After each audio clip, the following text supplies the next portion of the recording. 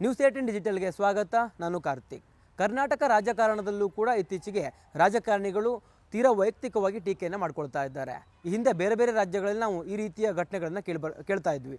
ಆದರೆ ಕರ್ನಾಟಕದಲ್ಲಿ ತೀರಾ ವೈಯಕ್ತಿಕ ವಿಚಾರಗಳನ್ನು ಎಳೆದು ತಂದು ಟೀಕೆಯನ್ನು ಮಾಡುವಂಥದ್ದು ಕಡಿಮೆ ಇತ್ತು. ಆದರೆ ಇತ್ತೀಚೆಗೆ ಈ ರೀತಿಯ ಟೀಕೆಗಳು ಸಹಜ ಅಂತ ಅನ್ನಿಸ್ತಾ ಇದೆ.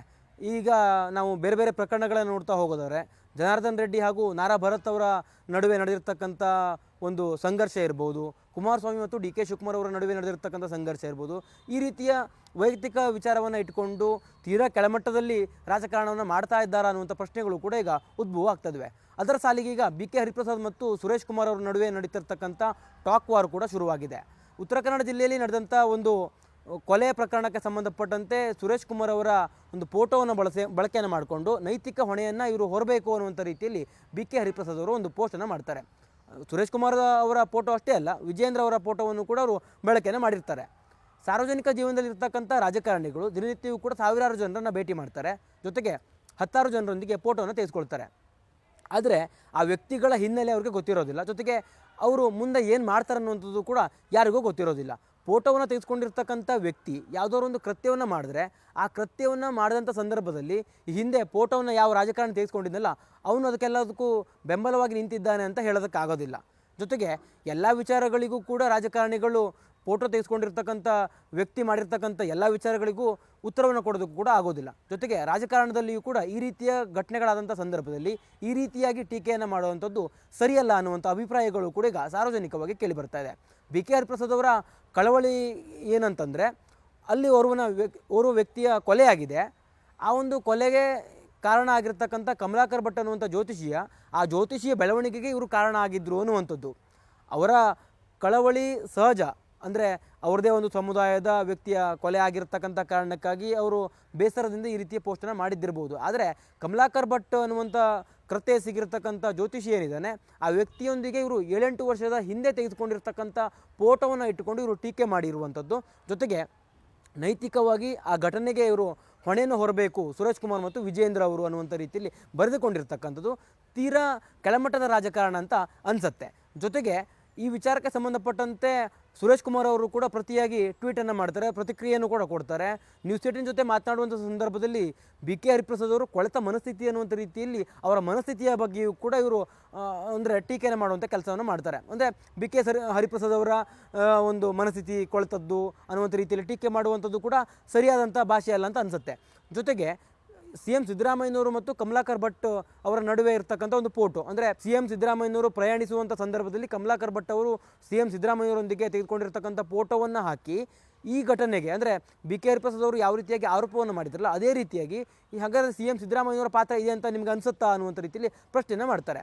ಸಿ ಎಂ ಸಿದ್ದರಾಮಯ್ಯನವರ ಒಂದು ಫೋಟೋ ಇದ್ದ ಮಾತ್ರಕ್ಕೆ ಆ ಒಂದು ಕೃತ್ಯದಲ್ಲಿ ಸಿ ಎಂ ಸಿದ್ದರಾಮಯ್ಯನವರು ಅಂದರೆ ಪಾಲುದಾರರು ಅಥವಾ ಅದಕ್ಕೆ ಬೆಂಬಲವಾಗಿ ನಿಂತಿದ್ದರು, ನೈತಿಕವಾಗಿ ಹೊಣೆಯನ್ನು ಹೊರಬೇಕು ಅನ್ನುವಂಥ ರೀತಿಯಲ್ಲಿ ಪ್ರಶ್ನೆ ಕೇಳುವಂಥದ್ದು ಕೂಡ ಸಮಂಜಸ ಅಲ್ಲ. ಜೊತೆಗೆ ಸಾರ್ವಜನಿಕವಾಗಿ ಈ ರೀತಿಯ ವಿಚಾರವನ್ನು ಪ್ರಸ್ತಾಪ ಮಾಡುವಂಥದ್ದು ಅಷ್ಟೇ ಮೊಂಡುತನ ಅಂತ ಅನಿಸುತ್ತೆ. ಇಬ್ಬರೂ ರಾಜಕಾರಣಿಗಳು ಹಿರಿಯ ಮುತ್ಸದ್ದಿ ರಾಜಕಾರಣಿಗಳಂತಲೇ ಇವರನ್ನು ಕನ್ಸಿಡರ್ ಮಾಡ್ಬೋದು. ಯಾಕೆಂದರೆ ಸುರೇಶ್ ಕುಮಾರ್ ಅವರು ಕೂಡ ಬಿ ಜೆ ಪಿಯಲ್ಲಿ ತನ್ನದೇ ಆಗಿರ್ತಕ್ಕಂಥ ಒಂದು ಹೆಸರನ್ನು ಮಾಡಿರ್ತಕ್ಕಂಥವ್ರು, ಸಾರ್ವಜನಿಕವಾಗಿಯೂ ಕೂಡ ಸಜ್ಜನ ರಾಜಕಾರಣಿ ಅಂತ ಅವರ ಹೆಸರಿದೆ. ಅದೇ ರೀತಿಯಾಗಿ ಬಿ ಕೆ ಹರಿಪ್ರಸಾದ್ ಅವರು ಕೂಡ ರಾಷ್ಟ್ರೀಯ ಮಟ್ಟದಲ್ಲಿ ದೊಡ್ಡ ರಾಜಕಾರಣಿ. ಅಂದರೆ ಕಾಂಗ್ರೆಸ್ ಪಕ್ಷವನ್ನು ಒಂದಿಷ್ಟು ರಾಜ್ಯಗಳಲ್ಲಿ ಸಂಘಟನೆ ಮಾಡಿದಂಥವರು, ಉಸ್ತುವಾರಿಯಾಗಿ ವಹಿಸಿಕೊಂಡು ಅಧಿಕಾರಕ್ಕೆ ತರುವಲ್ಲಿ ಸಾಕಷ್ಟು ಪರಿಶ್ರಮವನ್ನು ಹಾಕಿರ್ತಕ್ಕಂಥವ್ರು, ರಾಜ್ಯ ರಾಜಕಾರಣ ಸೇರಿದಂತೆ ರಾಷ್ಟ್ರೀಯ ರಾಜಕಾರಣದಲ್ಲಿ ಆಳವಾದ ಜ್ಞಾನ ಇರ್ತಕ್ಕಂಥವ್ರು ಬಿ ಕೆ ಹರಿಪ್ರಸಾದ್ ಅವರು. ಆದರೆ ಎಲ್ಲೋ ಒಂದು ಕಡೆ ಅವರ ಸಮಾಜದ ಯುವಕನ ಸಾವಿಗೆ ಈ ಒಂದು ಕಮಲಾಕರ್ ಭಟ್ ಕಾರಣ ಆಗಿರ್ತಕ್ಕಂಥ ಒಂದು ಹಿನ್ನೆಲೆಯಲ್ಲಿ ಆ ವ್ಯಕ್ತಿಯನ್ನು ಟೀಕೆ ಮಾಡುವಂಥ ಭರದಲ್ಲಿ ಅಥವಾ ಎಲ್ಲ ಒಂದು ಕಡೆ ರಾಜಕಾರಣಕ್ಕೆ ಇದನ್ನು ಸೇರಿಸುವಂಥ ಭರದಲ್ಲಿ ಈ ರೀತಿಯಾಗಿ ಸಣ್ಣತನವನ್ನು ಮಾಡಿದ್ರ ಅನ್ನುವಂಥ ಪ್ರಶ್ನೆಗಳು ಕೂಡ ಉದ್ಭವ ಆಗ್ತಾ ಇರ್ತಕ್ಕಂಥದ್ದು. ಜೊತೆಗೆ ಈ ರೀತಿಯ ಘಟನೆಗಳು ರಾಜಕಾರಣದಲ್ಲಿ ಹೆಚ್ಚಾಗ್ತಾ ಇದ್ದಾವೆ.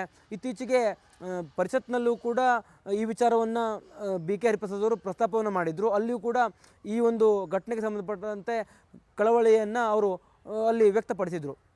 ಬಿ ಕೆ ಹರಿಪ್ರಸಾದ್ ಅವರು ಈ ಘಟನೆಯನ್ನು ಉಲ್ಲೇಖಿಸಿ ಟೀಕೆಯನ್ನು ಮಾಡಿದಂಥ ವಿಚಾರಕ್ಕೆ ಸಂಬಂಧಪಟ್ಟಂತೆಯೂ ಕೂಡ ಸಾರ್ವಜನಿಕವಾಗಿಯೂ ಕೂಡ ವಿರೋಧಗಳು ವ್ಯಕ್ತವಾಗ್ತಾ ಇದ್ದಾವೆ. ಕಾಂಗ್ರೆಸ್ನ ನಾಯಕರು ಕೂಡ ಈ ವಿಚಾರವನ್ನು ಸಮರ್ಥನೆ ಮಾಡಿಕೊಳ್ತಾ ಇಲ್ಲ ಅನ್ನುವಂಥ ರೀತಿಯಲ್ಲಿಯೂ ಕೂಡ ಒಂದಿಷ್ಟು ಮಾತುಕತೆಗಳು ಕೂಡ ಶುರುವಾಗಿದ್ದಾವೆ. ಅಂದರೆ ಈ ಮಟ್ಟದ ತೀರಾ ವೈಯಕ್ತಿಕ ವಿಚಾರವನ್ನು ಎಳೆದು ತರಬಾರ್ದು, ಖಾಸಗಿತನವನ್ನು ಎಳೆದು ತರಬಾರ್ದು. ಆ ಥರದ್ದೇನಾದರೂ ಘಟನೆ ಇದ್ದರೆ ಅದನ್ನು ಪೊಲೀಸ್ ತನಿಖೆಯ ವೇಳೆ ಗೊತ್ತಾಗತ್ತೆ.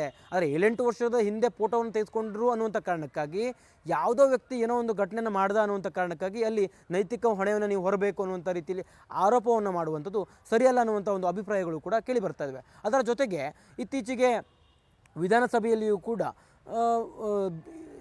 ಶಿವಲಿಂಗೇಗೌಡರು ಮಾತನಾಡುವಂಥ ಸಂದರ್ಭದಲ್ಲಿ BJPಯ ಕೆಲ ಸದಸ್ಯರು ತೀರಾ ವೈಯಕ್ತಿಕವಾಗಿ ಅವರನ್ನು ನಿಂದನೆ ಮಾಡುವಂಥ ಕೆಲಸವನ್ನು ಮಾಡಿದ್ರು. ಅದಕ್ಕೆ ಪ್ರತಿಯಾಗಿ ಶಿವಲಿಂಗೇಗೌಡರು ಕೂಡ ಸಾಕಷ್ಟು ವಾಗ್ದಾಳಿಗಳನ್ನು ಮಾಡಿದ್ರು, ಬೇರೆ ಬೇರೆ ಶಬ್ದಗಳನ್ನು ಬಳಕೆಯನ್ನು ಕೂಡ ಮಾಡಿದ್ರು. ಶಿವಲಿಂಗೇಗೌಡರು ಬಳಕೆ ಮಾಡಿರ್ತಕ್ಕಂಥ ಶಬ್ದವನ್ನು ಕಡತದಿಂದ ಏನು ತೆಗೆದುಹಾಕಲಾಗಿತ್ತಲ್ಲ, ಕಡತದಿಂದ ತೆಗೆದುಹಾಕಲಾದಂಥ ಶಬ್ದಗಳನ್ನು ಕೂಡ ಸುನೀಲ್ ಕುಮಾರ್ ಅವರು ಸದನದಲ್ಲಿ ಅಂದರೆ ಪ್ರಸ್ತಾಪ ಮಾಡುವಂಥ ಕೆಲಸವನ್ನು ಕೂಡ ಮಾಡಿದ್ರು. ಅಂದರೆ ರಾಜಕಾರಣ ಇರ್ಬೋದು, ರಾಷ್ಟ್ರೀಯ ರಾಜಕಾರಣ ಇರ್ಬೋದು, ಯಾವುದೇ ಒಬ್ಬ ರಾಜಕಾರಣಿಯನ್ನು ಟೀಕೆ ಮಾಡಬೇಕು ಅಂತಂದರೆ ಅಲ್ಲಿ ವಸ್ತುನಿಷ್ಠವಾಗಿ ಟೀಕೆಯನ್ನು ಮಾಡಬೇಕಾಗತ್ತೆ.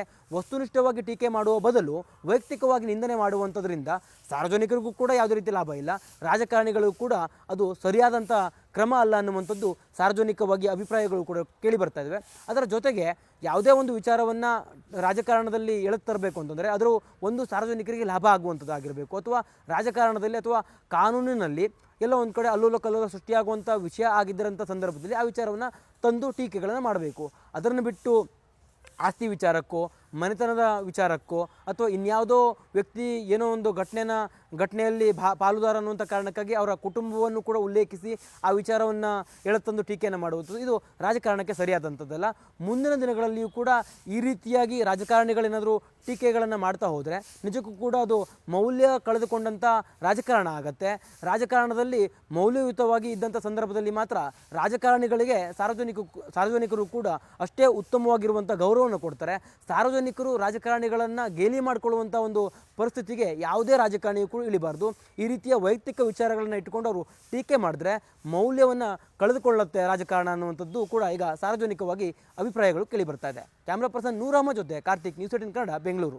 ನಿರ್ಭೀತ, ನಿಷ್ಪಕ್ಷಪಾತ, ವಿಶ್ವಾಸಾರ್ಹ ಸುದ್ದಿಗಳಿಗೆ ಮತ್ತೊಂದು ಹೆಸರಾಗಿರುವ ನ್ಯೂಸ್ 18 ಕನ್ನಡ ಈಗ ಆಪ್ನಲ್ಲೂ ಲಭ್ಯವಿದೆ. ದಯವಿಟ್ಟು ಇಲ್ಲಿರುವ QR ಕೋಡ್ ಸ್ಕ್ಯಾನ್ ಮಾಡಿಕೊಂಡು ಆಪ್ ಡೌನ್ಲೋಡ್ ಮಾಡೋದನ್ನ ಮರಿಬೇಡಿ. ನಿಮ್ಮ ಬೆಂಬಲ ಹೀಗೆ ಸದಾ ನಮ್ಮೊಂದಿಗಿರಲಿ. ಧನ್ಯವಾದ.